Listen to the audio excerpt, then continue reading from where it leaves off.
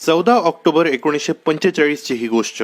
उत्तर कोरियाची राजधानी प्योंगयांग शहरातल्या स्टेडियममध्ये रेड आर्मीचं स्वागत करण्यासाठी एक मोठी सभा आयोजित करण्यात आली होती.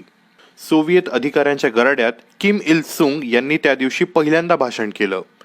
त्यावेळी त्यांचं वय होतं फक्त 33 वर्ष. दोन्ही हातांनी भाषणाचा कागद पकडून असलेले किम आतून घाबरल्यासारखं त्यांच्या चेहऱ्यावर स्पष्ट दिसत होतं. त्यांचे केस अगदी बारीक कापलेले होते आणि त्यांनी निळ्या रंगाचा सूट घातला होता. सूट इतका घट्ट होता की स्पष्ट कळत होतं की त्यांनी तो कुणाचा तरी मागितला होता. तिथे उभ्या असलेल्या एका व्यक्तीला तर ते एखाद्या चीनी ढाब्यावरच्या डिलिव्हरी बॉय सारखे वाटले. त्यातल्या त्यात त्यांना कोरियन भाषाही नीट वाचता येत नव्हती, कारण आयुष्यातल्या 33 पैकी 26 वर्ष त्यांनी विजनवासात घालवली होती आणि कोरियाचं नेतृत्व करण्यासाठी सोव्हिएतची पहिली पसंती तेव्हा होती चो मान सिक यांना. किम इल सुंग यांचं पहिलं भाषण फ्लॉप ठरलं. मात्र नशिबाने त्यांची साथ सोडली नव्हती, कारण स्टॅलिन यांना हे लवकरच कळून चुकलं होतं की चो हे कम्युनिस्ट नव्हते आणि त्यांना कळसूत्री बाहुलीप्रमाणे नाचवता येणंही शक्य नव्हतं. चो यांनी कोरियाचा राज्यकारभार चालवण्यासाठी रशियाकडे अनेक अशा मागण्या केल्या होत्या ज्या रशियाला पसंत पडल्या नव्हत्या. त्यामुळे किम इल सुंग आपल्यासाठी कितीतरी जास्त फायदेशीर ठरतील, आपलं म्हणणं ऐकतील असं रशियाला वाटू लागलं. अशा प्रकारे 9 सप्टेंबर 1948 रोजी democratic people's republic of Korea ची स्थापना झाली आणि किम इल सुंग यांच्या हाती नेतृत्वाची कमान देण्यात आली. किम इल सुंग यांनी देशाची सूत्र हाती घेताच जपान विरोधातल्या संघर्षात सहभागी झालेल्यांना घेऊन कोरियन पीपल्स आर्मीची स्थापना केली. मॉस्कोला जाऊन त्यांनी दक्षिण कोरियावर आक्रमण करण्यासाठी रशियाची मदत मागितली. मात्र उत्तर कोरियावर हल्ला झाला तरच प्रतिहल्ला करावा अशी सूचना स्टॅलिन यांनी त्यावेळी त्यांना स्पष्टपणे दिली होती. लेखक ब्रॅडली मार्टिन यांनी त्यांच्या under the loving care of fatherly leader या पुस्तकात लिहिलंय की स्टॅलिन यांनी किम यांच्यापुढे एक अट ठेवली होती की चीनचे नेते माओ यांनी होकार दिला तरच आपण सुद्धा हल्ला करण्यासाठी होकार देऊ.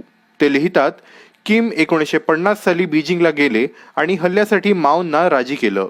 25 जून 1950च्या पहाटे उत्तर कोरियाचे जवान 150 T-34 रशियन टँक घेऊन दक्षिण कोरियात घुसले. काही दिवसातच उत्तर कोरियाच्या सैन्याने बुसान जवळचा काही भाग सोडून संपूर्ण दक्षिण कोरियावर कब्जा केला. जपानमध्ये अमेरिकी सैन्याचे कमांडर जनरल डग्लस मकार्थर यांना या हल्ल्यामुळे जरा धक्काच बसला. मात्र त्यांनी तत्काळ प्रत्युत्तरादाखल कारवाई केली. 6 महिने चाललेल्या या युद्धानंतर उत्तर कोरियाच्या सैन्याला त्यांनी जिथून सुरुवात केली होती तिथपर्यंत मागे धाडण्यात आलं. पुढची 2.5 वर्ष दोन्ही बाजूंनी एकमेकांवर छोटे मोठे हल्ले सुरू होते. मात्र कोणाचाही निर्णायक विजय असा झाला नव्हता. The Korean war a history या पुस्तकात लेखक ब्रूस क्युमिंग्स लिहितात, हिरोशिमा आणि नागासाकी उद्ध्वस्त केल्यानंतर 5 वर्षांनी मॅकार्थर यांनी अत्यंत गांभीर्याने उत्तर कोरियावर अणुबॉम्ब हल्ल्याचा विचार केला होता. मात्र तशी कृती त्यांनी कधीही केली नाही.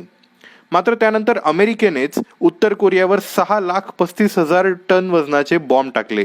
यातले 2 लाख बॉम्ब एकट्या प्योंगयांग शहरावर टाकण्यात आले होते, म्हणजे प्रत्येक माणसासाठी एक बॉम्ब. एवढ्या मोठ्या विध्वंसानंतरही दक्षिण किंवा उत्तर कोरिया दोघांपैकी कुणा एकाचाही निर्णायक विजय होत नव्हता. हे लक्षात आल्यावर दोन्ही पक्षांनी 27 जुलै 1953 रोजी युद्धबंदी करारावर स्वाक्षऱ्या केल्या. मात्र हे युद्धविराम नव्हतंच. यानंतर किम इल सुंग यांनी युद्धामुळे उद्ध्वस्त झालेल्या उत्तर कोरियाला सावरण्याचं काम हाती घेतलं. पुढची 10 वर्ष एकाच पक्षाच्या सरकारने आपल्या लोकांवर इतकं नियंत्रण ठेवलं की कुणी काय करावं, काय शिकावं, काय बोलावं, कुठे राहावं आणि कुठे प्रवास करावा या सर्वांचा निर्णय सरकारच घेऊ लागलं. आंद्रे नाल्कोव हे त्यांच्या the real North Korea life and politics in failed Stalinist utopia या पुस्तकात लिहितात, गुप्तहेर प्रत्येक नागरिकावर पाळत ठेवून असायचे. विरोध करणाऱ्याला उत्तरेकडच्या दुर्गम डोंगराळ भागात उभारलेल्या सक्त मजुरी शिबिरांमध्ये काम करायला पाठवलं जायचं. सरकारी सैनिक कुठल्याही व्यक्तीच्या खासगी जीवनावर अतिक्रमण करू शकतात याची कायम भीती लोकांमध्ये असायची. 1955 साली उत्तर कोरियात मोठा दुष्काळ पडला. अनेक मुलं बर्फवृष्टीत अनवाणी पायांनी भीक मागताना दिसली. खरं तर उत्तर कोरिया आर्थिक मदतीसाठी पूर्णपणे चीन आणि सोव्हिएत युनियनवर अवलंबून होता. मात्र तरीही हळूहळू मार्क्स, लेनिन आणि स्टॅलिन यांची चित्र सार्वजनिक ठिकाणांवरून काढून टाकण्यात आली. 15 ऑगस्ट 1954 रोजी राष्ट्रीय दिनानिमित्त आयोजित संचालनात या नेत्यांचं एकही चित्र दिसलं नव्हतं.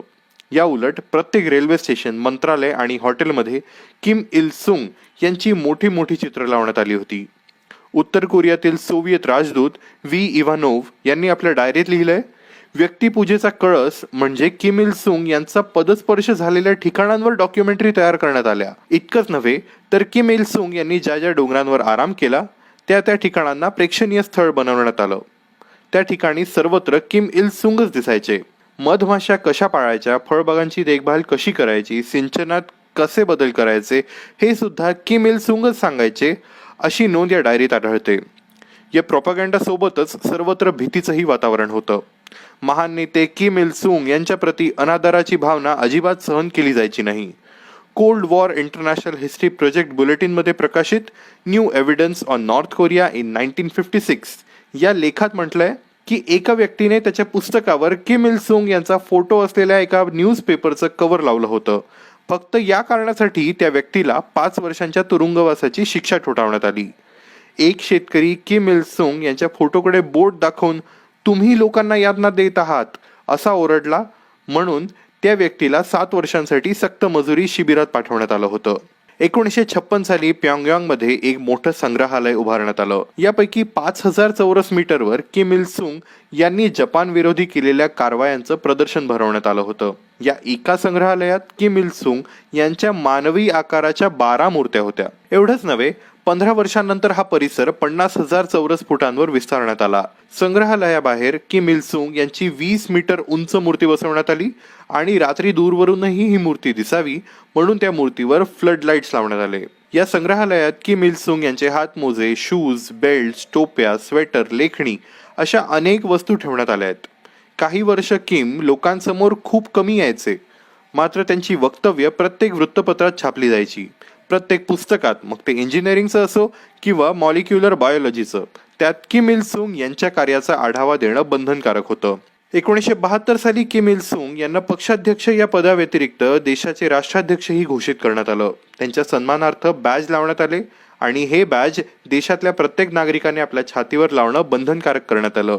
किम यांच्या 60व्या वाढदिवसानंतर टीव्हीवर एखाद्या कारखान्यात शिफ्ट सुरू होण्याआधी कामगार किम इल सुंग यांच्या चित्राला अभिवादन करताना दाखवणं सुरू झालं. शिफ्ट संपल्यावर सुद्धा घरी जाण्यापूर्वी प्रत्येकाने हे अभिवादन करणं अपेक्षित होतं. हळूहळू लोकांनी किम इल सुंग यांचे चिरंजीव किम जॉंग इल यांच्याप्रतीही तोच आदर दाखवायला सुरुवात केली, कारण किम इल सुंग यांनी किम जॉंग इल हेच आपले उत्तराधिकारी असतील अशी घोषणाही केली होती. 8 जुलै 1994 साली जेव्हा वयाच्या 82व्या वर्षी किम इल सुंग यांचं निधन झालं, तेव्हा तब्बल 34 तासांपर्यंत ही बातमी लपवण्यात आली होती. त्यानंतर रेडिओवरून घोषणा करण्यात आली. महान हृदयाची धडधड थांबली. यानंतर उत्तर कोरियातील प्रत्येक कार्यालय, शाळा आणि कारखान्यांमध्ये किम इल सुंग यांना श्रद्धांजली वाहण्यात आली. अनेक जण ओक्साबोक्शी रडले. किम इल सुंग यांच्या निधनाच्या धक्क्याने बेशुद्ध पडणाऱ्या लोकांसाठी ठिकठिकाणी डॉक्टर्स आणि नर्सेस तैनात करण्यात आले. पुढचे काही दिवस किम इल सुंग यांच्या 20 मीटर उंच मूर्तीसमोर फुलं ठेवणाऱ्यांची प्रचंड गर्दी असायची.